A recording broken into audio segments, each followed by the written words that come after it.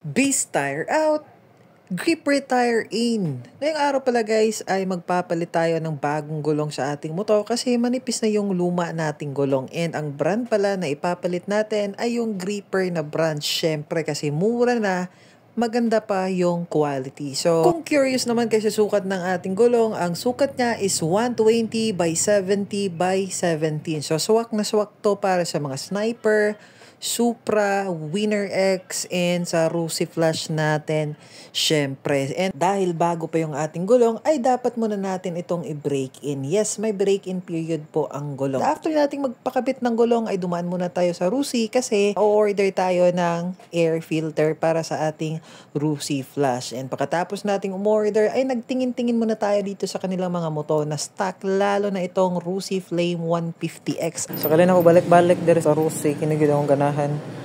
Kining white nga na ay blue accent. Naman po yung silver tapos na ay red. Pero mas nice gano'n siyang white o blue. So meron din sila ditong electric scooter na 500 watts. Cute. Nindot og color.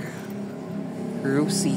And marami ka talagang pagpipilian. So, may mga Pantra, mga scooter, mga XRM type, mga underbone. And dito na side, merong mga Repo.